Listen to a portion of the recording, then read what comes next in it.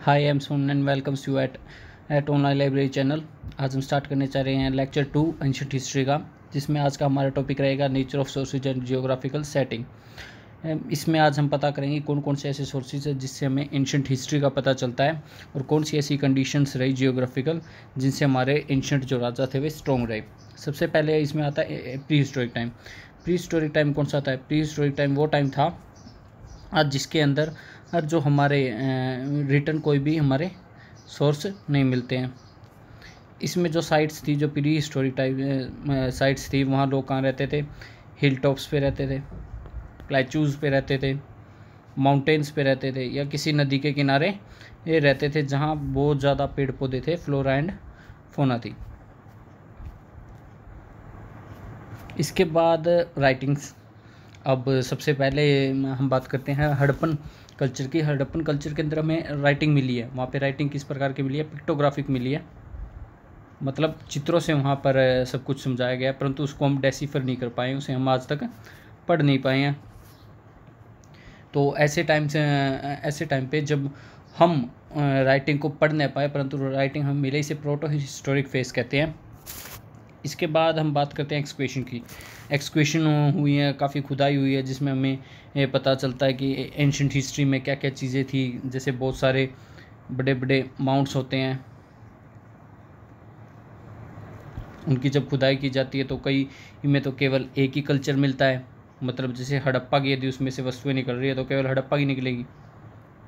कई मल्टीपल होते हैं, मल्टीपल के अंदर क्या होगा? हड़प्पा की भी मिलेगी, साथ ही साथ वैदिक भी मिलेगी, मौर्य भी मिलेगी, और भी कई टाइप की उसके अंदर कल्चर मिलते रहेंगे। एक्सक्वेशन जो होती हैं वो होती भी दो प्रकार की हैं। कौन कौन से प्रकार की होती हैं? या तो हम वर्टिकली उसकी खुदाई कर सकते हैं, या फिर उसकी हॉरिजॉन्टली खुदाई कर सकते हैं। हॉरिजॉन्टली की जो हम खुदाई करते हैं वो काफ़ी एक्सपेंसिव होती है, इसलिए जो नॉर्मली हम यूज़ करते हैं वो कौन सी खुदाई यूज करते हैं? वर्टिकली करते हैं। अब जो एक्सक्वेशन हुई थी बलूचिस्तान के अंदर, पाकिस्तान में जो बलूचिस्तान का एरिया है, और साथ ही साथ जो साउथ इंडिया में हुआ है, उससे हमें क्या पता चलता है? उससे हमें पता चलता है, जो इसमें मैं शो करता हूँ, ये बलूच का जो एरिया है, ये बलूच का जो एरिया है, यहाँ पर साथ ही साथ साउथ इंडिया के अंदर जो एरिया था, वहाँ पर जो एक्सक्वेशन हुई है वहाँ से हमें क्या मिले? मेगालिथ्स मिले हैं। मेगालिथ्स मिले हैं, मेगालिथ्स मिले हैं। मेगालिथ्स क्या होते हैं? मेगालिथ वो होते हैं जो ह्यूमन की डेड बॉडी थी, उसके साथ साथ में उसकी जो वो वस्तुएं थी, जैसे तीर भाला, जो कुछ भी वे यूज़ करते थे, उसकी वेल्थ थी, वेपन थी, पोट्री थी, वो सभी की सभी उसके अंदर साथ में दबा दी जाती थी, और उनके ऊपर क्या रख दिया जाता था? एक पत्थर रख दिया जाता था, जिसे क्या कहते थे? मेगालिथ कहते थे। इसके बाद हम कौन सा ऐसी ये टेक्निक यूज़ करते हैं जिससे हम उसकी जो एक्सक्वेशन में जो ऑब्जेक्ट्स मिलते हैं उनके हम एज का पता करते हैं? इसमें हम यूज़ करते हैं कार्बन 14 की डेटिंग। इसका हाफ लाइफ पीरियड कितना होता है? इसका हाफ लाइफ पीरियड होता है 5568 ईयर्स। पर इसकी एक कमी है, एक लिमिटेशन है। वो क्या है कि ये 70,000 से ज़्यादा पुरानी जो चीज़ होगी उसके बारे में ये नहीं बता पाएगी। तो हमने ये टेक्निक, कार्बन 14 के टेक्निक पता कर ली है, जिससे हमें एज बता सकते हैं कोई भी जो पुरानी चीज़ें हमें एंशिएंट इंडिया से रिलेटेड मिलती है उसके बारे में। इसके बाद हम बात करते हैं कि और कौन से सोर्स हो सकते हैं। और हो सकते हैं कॉइन्स हो सकते हैं। कॉइन्स की स्टडी को क्या कहते हैं? न्यूमिस्टिक्स कहते हैं, न्यूमिस्टैटिक्स। और एंशिएंट इंडिया में जो सबसे पहले करेंसी मिली थी वो मेटल कॉइन्स थे, जिनके ऊपर सिंपली ठप्पा लगा दिया जाता था किसी भी प्रकार का, और वो सिंपल कॉइन्स यूज होते थे। बाद में धीरे धीरे इसके ऊपर राजाओं की, किंग्स की फ़ोटो आने लगी, और इस प्रकार से कॉइनेज आगे आगे बढ़ती रही। कुषाण एज के अंदर सबसे ज़्यादा प्योर जो गोल्ड कॉइन्स हुए थे वो चले थे। गुप्ता एज के अंदर धीरे धीरे आते आते जो ट्रेड वगैरह था वो बढ़ गया था। इसके कारण तब वहाँ पे सबसे ज़्यादा गोल्ड कॉइन्स इशू हुए हैं। जबकि पोस्ट गुप्ता जो पीरियड था उसके अंदर ट्रेड में जो गिरावट आई, जिसके कारण क्या हुआ, उनकी जो गोल्ड कॉइन्स की क्वालिटी थी वो लो हो गई थी। लेकिन सबसे ज़्यादा गोल्ड कॉइन्स किस वंश के अंदर हुए हैं, वो हुए हैं गोल्ड कॉइन्स गुप्ता पीरियड के अंदर हुए हैं। और क्या चीज़ हमें मिलते हैं, हमें शिलालेख मिलते हैं, इंस्क्रिप्शन मिलते हैं। अब इंस्क्रिप्शन का जब नाम आता है तो सबसे पहले हमारे दिमाग में एक नाम आता है, क्या, अशोका। अशोका ने जो शिलालेख लगाए थे, लिखे थे, बनवाए थे, उनको पढ़ा किसने था, सबसे पहले जेम्स प्रिशेप ने। कब, 1837 के अंदर। अब ये किसके ऊपर लिखे जा सकते थे, ये स्टोन पिलर्स पे लिखे जा सकते थे, रॉक्स के ऊपर इन्हें लिखा जा सकता था। साथ ही साथ कॉपर प्लेट्स का यूज़ होने लग गया था सेकेंड एडी के बाद। और जो इसके साथ साथ में अब इनकी लैंग्वेज कौन सी होती थी, जैसे कि मैंने पिछले वीडियो में बताया था आपको कि थर्ड एडी के अराउंड संस्कृत सबसे ज़्यादा लोकप्रिय हो गई थी। तो थर्ड एडी के अराउंड कौन सी होगी लैंग्वेज, संस्कृत होगी। और जबकि 8th-9th सेंचुरी में तब रीजनल लैंग्वेजेस आ गई थी, तो फिर उनकी रीजनल लैंग्वेजेस में क्या लिखे जाएंगे, ये इंस्क्रिप्शन लिखे जाएंगे। उसके बाद स्क्रिप्ट की बात आती है। अशोकन के जो इंस्क्रिप्शन है वो मेनली 4 टाइप की स्क्रिप्ट्स में लिखे गए थे। कौन कौन सी स्क्रिप्ट थी, ब्रह्मी थी, जिसका मैं पश्चिमी नॉर्थ वेस्ट पार्ट को छोड़ दे तो हर जगह हमें ब्रह्मी लिपि से ही लिखे हुए इसके इंस्क्रिप्शन मिलते हैं, जिसको हम लेफ़्ट से राइट की तरफ, जैसे अब हम लिखते हैं उस तरीके से लिखते थे। दूसरी है खरोष्टी, जिसे राइट से लेफ़्ट की तरफ लिखते थे। साथ ही साथ इसके साथ 2 और थी, ग्रीक और अरमाइक। और ये दोनों की दोनों कहाँ ज़्यादा फेमस थी, ये दोनों की दोनों ग्रीक एवं अरमाइक, ये पाकिस्तान में और अफ़गानिस्तान में ज़्यादा फेमस थी। स्क्रिप्ट होगी। इसके बाद आ जाते हैं लिटरेरी जो सोर्स है पे, ये सबसे ज़्यादा में जैसे फॉरेन अकाउंट्स हो गए, हमारे वैदिक वगैरह वेदास हो गए, पुराणास हो गए। इससे हमें पता चलता हमारे पुराण जो पूर्वज थे वो किस प्रकार रहते थे, जो एंशिएंट इंडिया के लोग थे वो किस प्रकार रहते थे। सबसे पहले बात आती है वेदों को पढ़ने के लिए कौन हेल्प करते हैं, वेदांग। वेदांग कितने प्रकार के हैं, 6 प्रकार के हैं। कौन कौन से हैं वेदांग, शिक्षा है, शिक्षा दैट इज़ फोनेटिक। फिर कल्प आता है, रिचुअल्स।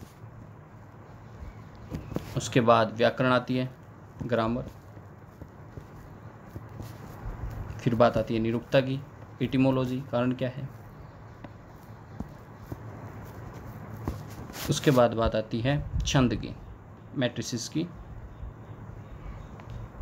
और एट लास्ट जो आती है वो आती है ज्योतिषी, ज्योतिष,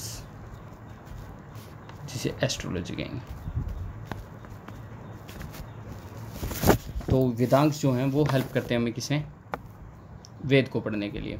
इसके बाद हमें इधर से ही पता चलता है जो महाभारत थी वो सबसे पहले जया के नाम से प्रचलित थी। जया के अंदर क्या थे, 8000 उसके अंदर वर्सेस थी, जो छंद थे, जो उसके अंदर लाइनिंग्स थी वो 8000 थी। धीरे धीरे होते हुए ये 24000 हो गई। तब इसका अंदर जो भारत था, जो किंगडम था, उसके एक किंग्स का वर्णन होता था। तब 24000 थे इसके वर्सेस। जब इसके वर्सेस 1 लाख से ऊपर हो गए तब इसका नाम क्या हो गया, महाभारत हो गया।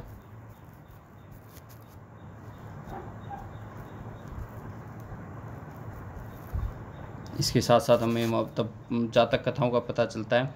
इसमें क्या है कि यूँ कहते हैं कि बुद्धा जो ने जब जन्म लिया था उससे पहले उन्होंने 550 जन्म और जिए थे, जिसका वर्णन किस किताब के अंदर है, जातक कथाओं के अंदर है। फिर एक साउथ इंडिया का एक फेमस लिटरेचर आता है, संगम लिटरेचर, जो 300 वो BC से 600 AD के अंदर 600 BC से सॉरी ये 300 AD के बीच में बना था। इसके अंदर क्या है, इसके अंदर 30,000 लाइन्स ऑफ पोइट्री हैं, पोइट्री लाइन्स हैं, जिन्हें कितने भागों में, 8 एंथोलॉजीज में डिवाइड किया गया। और उन एक एक एंथोलॉजी को क्या कहते हैं, उनको कहते हैं इटुकुई, इटुकुई। और अब जब ये जो सारी की सारी जो पोइट्रीज़ हैं, पोएम्स हैं, इनकी कलेक्शन जब होती है एक में, तो उस चैप्टर को क्या कहते हैं, पूर्णव कहते हैं, पूर्णुरु कहते हैं। तो ये बात हो गई किसकी, संगम लिटरेचर की। अब फॉरेन अकाउंट्स में मेनली आता है पेरिप्लस ऑफ एथेंस है, जो प्रोटोलेनी ने जो बात की थी, इसमें ये यही कहते हैं कि किस प्रकार ग्रीक्स का इंडिया के साथ ट्रेड चल रहा था। साथ ही साथ हमें ग्रीको रोमन काफ़ी ये जो लेखक है वो मिलते हैं, वो कहते हैं किस प्रकार रोमन एम्पायर के साथ इनका थ्रू सिल्क रूट किस प्रकार का ट्रेड था। साथ ही साथ हमें विलेजेस की जो हम स्टडी करते हैं उससे पता चलता है कि जो पुराने टाइम में हमारे धर्मशास्त्र में जो लिखा हुआ था उस पर में किस प्रकार के हमारे रूरल रिचुअल्स थे, क्या रीति रिवाज थे जो गांव में यूज़ होते थे, कौन से कास्ट प्रीजुडिस थे। इधर से हमें एक स्टडी से पता चलता है, जो खारवेल था उसने क्या किया था, उसने जो हाथीगुम्बा अभिलेख था, हाथीगुम्बा अभिलेख था,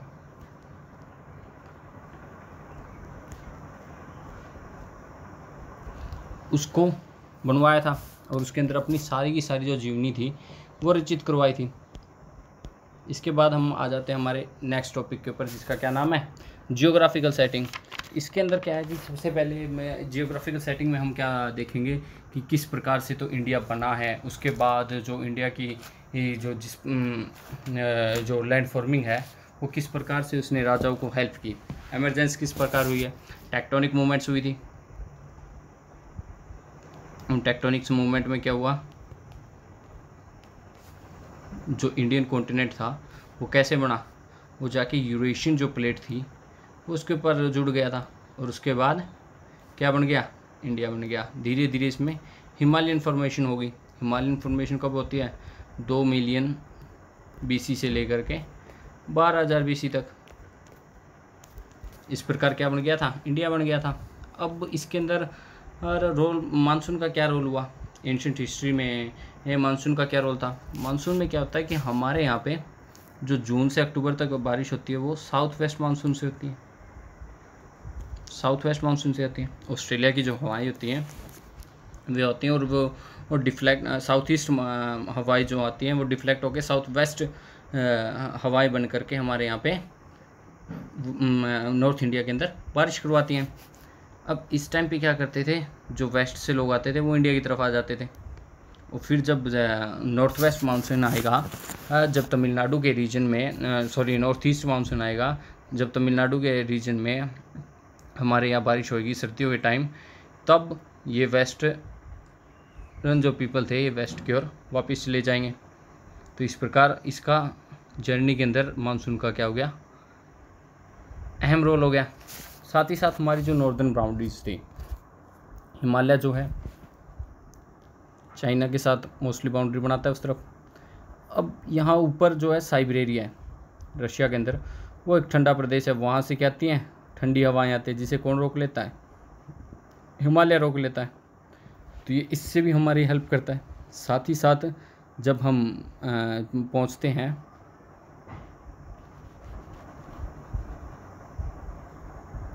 रफली, मैं एक डायग्राम ड्रॉ कर रहा हूँ।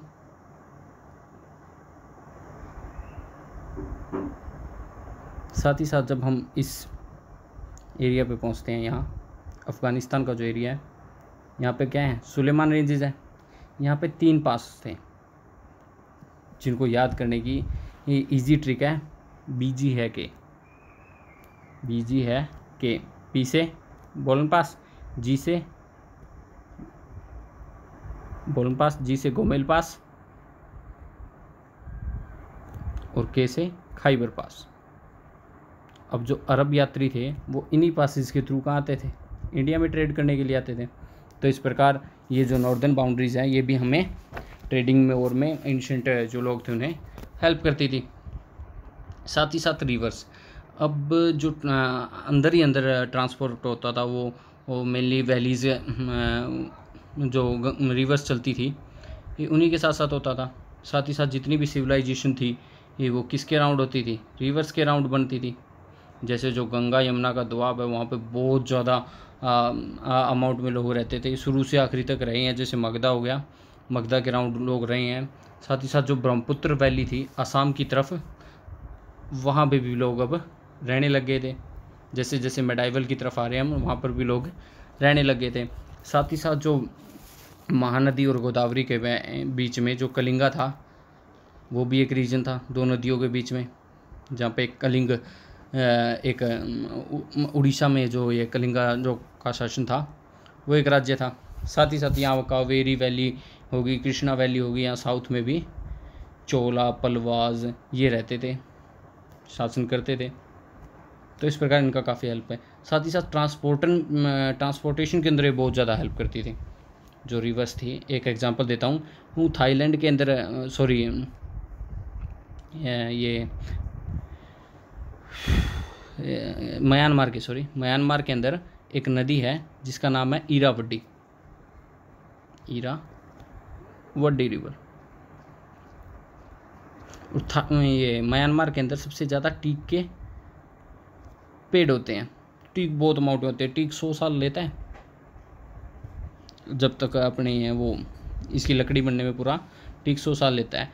अब उसकी ढुलाई हो, ये जब ऊपर से करते हैं ये इरावडी में छोड़ देते हैं इनको, और ये जब नीचे आते हैं तब ये आते आते 3 साल लेते हैं, इसी के अंदर से छोड़ देते हैं, मतलब ट्रांसपोर्ट की जरूरत नहीं होती। और ये रिवर 3 साल में इनको नीचे लेके आती है और तब ये इसे आगे एक्सपोर्ट करते हैं। तो कितना हेल्प करती है रिवर, बहुत ज़्यादा हेल्प करती है।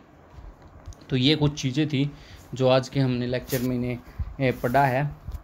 तो तब तक के लिए हम कल के सेशन में जो वो पाषाण युग की बात करेंगे सबसे पहले। तब तक के लिए do like, share, comment and subscribe. Thank you.